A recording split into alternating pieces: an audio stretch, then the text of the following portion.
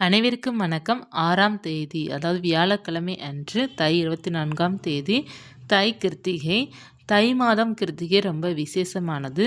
நீங்கள் குளிக்கும் நீரில் இந்த ஒரு வார்த்தையை சொல்லிவிட்டு நீங்கள் இந்த ஒரு பொருளை சேர்த்து குளித்தீங்க அப்படின்னா முருகனுடைய அருள் பரிபூர்ணமாக இருக்கும். உங்கள் இல்லத்தில் வறுமை நீங்கி செல்வம் பெருக ஆரம்பிக்கும், துன்பங்கள் விலக ஆரம்பிக்கும். மற்றும் 6 முறை சொல்ல வேண்டிய மந்திரம் என்ன அப்படிங்கிறத இந்த பதிவில் பார்க்கலாம். தை கிருத்திகை அன்று அதிகாலை எழுந்து குளிக்கும் நீரில் பார்த்தீங்கன்னா ஒரு பொருள் சேருங்க. கொஞ்சம் சந்தன பொடி மட்டும் சேர்த்துட்டு அந்த நீரில் உங்களுடைய மானசீகமாக அதாவது கைகளில் பார்த்தீங்கன்னா இங்கே எழுதணும். உங்களுக்கு என்ன வேண்டுதல் இருக்கோ அந்த வேண்டுதல் எழுதிடுங்க. அது நிச்சயமாக நடக்கும். இப்போ உங்களுக்கு பணம் தேவைப்படுதுன்னா பணம்னு எழுதிட்டு நீங்கள் ஓம் சரவணா பவா அப்படிங்கிறத சொல்லிவிட்டு நீங்கள் குளிச்சிங்க அப்படின்னா உங்களுடைய வேண்டுதலும் நடக்கும். உங்களுக்கு ஒரு பாசிட்டிவ் எனர்ஜி கிடைக்கும். நிறைய பேருக்கு பார்த்தீங்கன்னா வேண்டுதல் நடக்குமா நடக்காதா அப்படிங்கிற குழப்பம் அதிகமாக இருக்கும். நிறைய பேருக்கு நம்ம என்னதான் பூஜை செய்தாலும் நமக்கு ஒரு வேண்டுதல் நடக்க மாட்டேங்குது அப்படிங்கிற எண்ணங்களும் பல பேருக்கு இருக்கும். அந்த மாதிரி இருப்பவர்கள்லாம் இங்கே ஓம் சரவணபவா அப்படிங்கிறத சொல்லிட்டு குளிங்க. நம்ம மந்திரங்கள் தண்ணீரில் எழுதலாம். ஓம் சரவணபவா அப்படிங்கிறது கூட நம்ம எழுதலாம். எழுதிட்டு நம்ம குளிக்கலாம். நமக்கு உடம்புல இருக்கிற கெட்டதெல்லாம் விலக ஆரம்பிக்கும். இது நல்ல ஒரு பாசிட்டிவிட்டியை கொடுக்கும். ட்ரை பண்ணி பாருங்கள். சந்தனம் பார்த்தீங்கன்னா முருகனுக்கு பிடித்தது சந்தனம் அல்லது விபூதி. இந்த ரெண்டில் ஏதாவது ஒன்று கூட நீங்கள் போட்டு குளிக்கலாம். ஏன்னா விபூதி பார்த்தீங்கன்னா நம்மளுக்கு கெட்டதெல்லாம் விலக வைக்கும், பாவத்தை போக்க வைக்கும். சந்தனம் ஆரோக்கியத்தை கொடுக்கும் மற்றும் பண வசியத்தை உங்களுக்கு கொடுக்கும். உங்களுக்கு என்ன வேண்டுமோ அதை போட்டு நீங்கள் கொஞ்சமாக ஒரு சிட்டிக்கு அளவு எப்படி மஞ்சள் தூள் கொஞ்சம் சேர்ப்போமோ அதே போல் கொஞ்சமாக சேர்க்கணும். வாளியில் கலந்து விட்டுருங்க, அதாவது பக்கெட்டில் கலந்து விட்டுருங்க.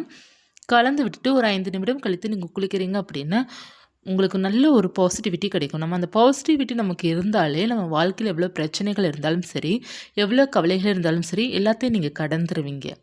உங்களுக்கு அந்த பாசிட்டிவ் எனர்ஜி தான் வேணும். சரிங்களா? ஒரு பாசிட்டிவ் எனர்ஜி இருந்தால் தான் உங்களுடைய பண பிரச்சனையாக இருந்தாலும் சரி, மனக்கவலை பிரச்சனையாக இருந்தாலும் சரி, கணவன் மனைவிக்குள்ளே இருக்கிற பிரச்சனையாக இருந்தாலும் சரி, எல்லாமே உங்களால் கடக்க முடியும். அப்படின்னா உங்களுக்கு உள்ள ஒரு பாசிட்டிவ் வைப் கட்டாயமாக வேண்டும். அந்த வைப் தான் நமக்கு முருகர் நமக்கு கொடுப்பாரு. அதனால் இதெல்லாம் செய்து பாருங்கள். உங்களுக்கு நிச்சயமாக நல்ல மாற்றங்கள் இருக்கும். அதே போல் காலை எழுந்த உடனே முருகனுடைய நாமத்தை சொல்லிட்டு எழுந்திருக்கணும். அதாவது அவருக்குரிய தினமும் சொல்லாட்டக்கூட அவருக்குரிய தினம் கிருத்திகை சஷ்டிலாம் வருது பார்த்தீங்களா, அந்த நாள் என்று அவருடைய நாமத்தை சொல்லிக்கிட்டே நம்ம எழுந்திருப்பது அவருடைய ஆசீர்வாதம் நமக்கு பரிபூர்ணமாக இருக்கும். கிருத்திகை என்று சொல்ல வேண்டிய நாமங்கள் என்னென்ன அப்படின்னா நமக்கு குமரஸ்தவத்தில் நிறைய நாமங்கள் இருக்குது. அதில் ஏதாவது சொல்லலாம். ஓம் குமராய நமக சொல்லலாம், அல்லது ஓம் கார்த்திகேயா நமக அப்படிங்கிறத நம்ம சொல்லலாம். 6 முறை சொன்னால் போதும். 6 மகனுக்கு 6 முறை சொன்னாலே நமக்கு ஏறுமுகமாக தான் நம்ம வாழ்வில் இருக்கும். அதற்கான மந்திரங்கள் நிறைய இருக்கின்றது. நமக்கு ஏதாவது ஒரு மந்திரத்தை நம்ம சொன்னால் போதும், ஒரு நாமவழி சொன்னால் கூட போதும், முன்னுடைய ஆசை நமக்கு கிடைக்கும். வழிபாடு அப்படிங்கிறப்போ நீங்கள் 6 அகல் விளக்கு ஏற்றி வைத்து முருகனை பிரார்த்தனை பண்ணி நீங்கள் வழிபாடு செஞ்சீங்க அப்படின்னா சகல ஐஸ்வர்யமும் நமக்கு கிடைக்கும். குழந்தை பாக்கியம் வேணும்னு நினைப்பவர்கள் தை கிருத்திகை என்று வழிபாடு செய்யலாம்.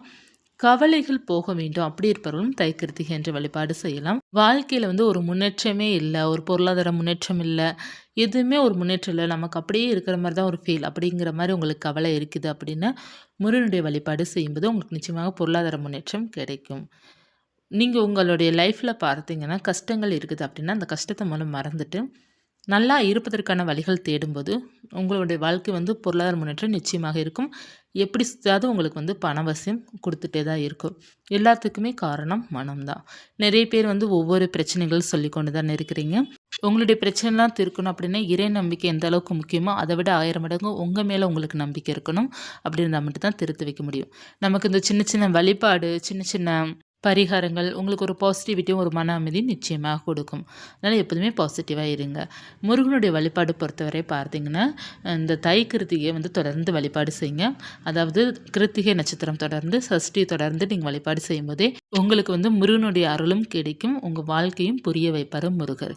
நீங்கள் முருகனுடைய பக்தர்களாக இருக்கிறீங்க அப்படின்னாலே உங்கள் வாழ்க்கை என்ன, நீங்கள் எப்படி வாழ்ந்துட்டு இருக்கிறீங்க எல்லாத்தையும் அவர் புரிய வச்சிடுவார். உங்களால் முடிந்த அளவுக்கு வழிபாடு செய்து உங்கள் வாழ்க்கையில் முன்னேற்றத்திற்கான வழிகளை நீங்கள் தேடுங்க. நிச்சயமாக முருகனுடைய அருளால் உங்கள் வாழ்க்கை முன்னேற்றம் கிடைத்து கொண்டே தான் இருக்கும். சின்ன சின்ன வழிபாடு செய்தால் போதும்.